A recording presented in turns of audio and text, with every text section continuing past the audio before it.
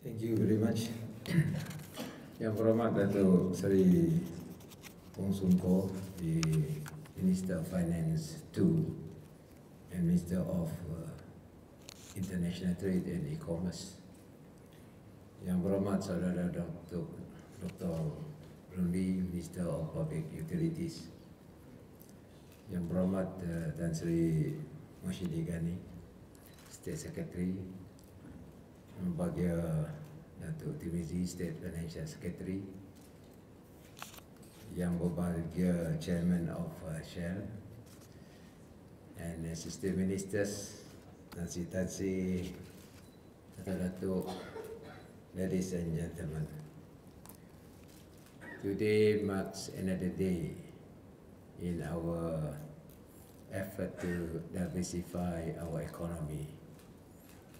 Number one is we want to be an active player in upstream as well as the downstream of oil and gas.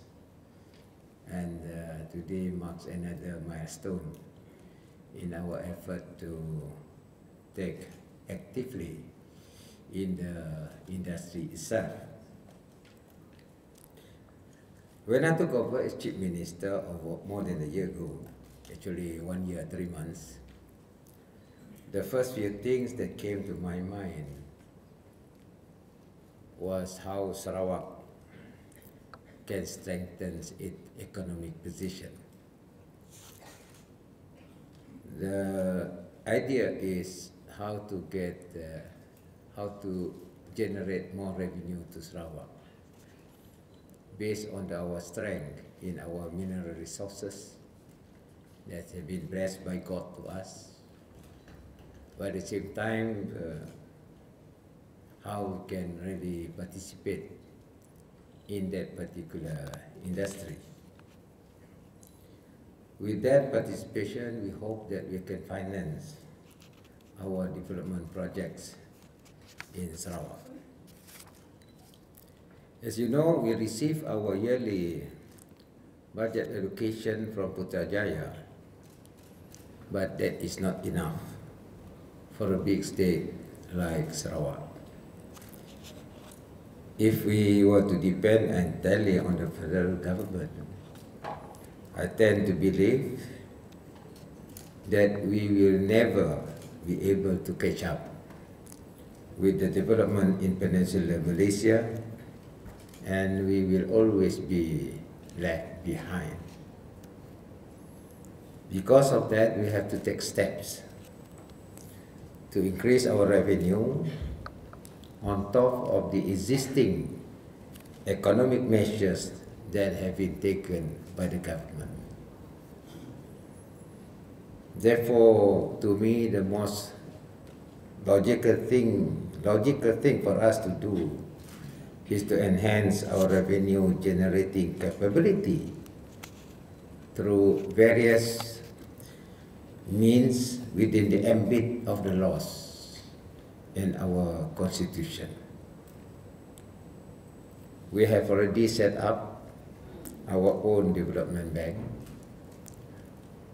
our bank called the Boss. Not that we want to be bossy, but the Development Bank of Sarawak, to enable us to finance strategic economic projects that are expected to give us some returns, while at the same time to boost our economic growth. For instance, the public transport system through the LRT will change the whole economic landscape. In the services industry, that will benefit the people. Indeed, it is a game changer. Alhamdulillah, we were able to form the Boss in record time, and it started operation in January this year. And then we are proposing, actually already in the plan, to establish methanol plant in Bintulu. This is one of the strategic projects that will be financed by the boss. We have formed Petros, Sarawak's oil and gas company, that will participate alongside Petronas to explore and develop our oil and gas resources within Sarawak. I strongly believe that constitutionally we have the power over our oil resources, which we never exercised before. And I'm here to enforce this regulatory power according to the provision of our federal constitutions. We should see Petros up and running within 2 years, and hopefully the activities will also generate some revenue for Sarawak in the long run.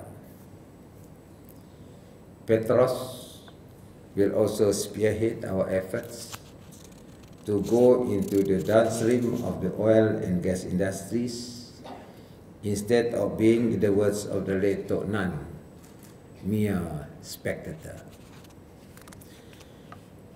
Recently, as part of our revenue expansion capability, we acquired a 10% stake in LNG Train 9. And today, we are taking over the 15% stake in LNG 3 that was held by Shell to add to our 10% existing equity in LNG 3. Upon completion of this acquisition, Sarawak will have increased its shareholding in MLNG 3 to 25% from the 10%. So in terms of block, we are the second largest after Petronas. If Petronas want to sell, we will buy.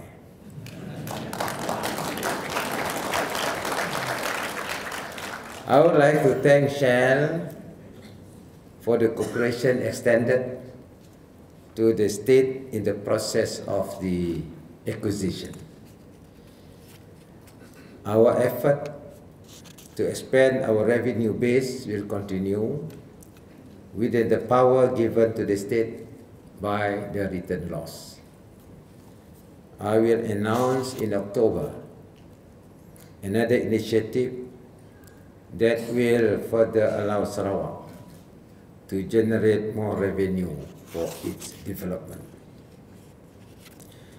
Ladies and gentlemen, Sarawak needs substantial funds to finance infrastructure development projects to enhance our physical connectivity throughout the state.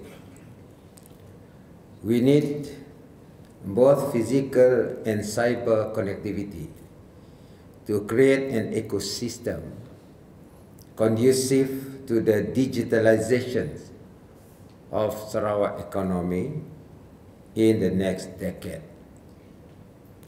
Recently, I announced the construction of a bridge to connect Marudi with Miri that costs us 84 million ringgit, Sarawak's money. That will one day connect Gunung Mulu National Park with Miri via Long Terawan. The state will also fund half the cost of longest bridge in the country across Batang Lupa.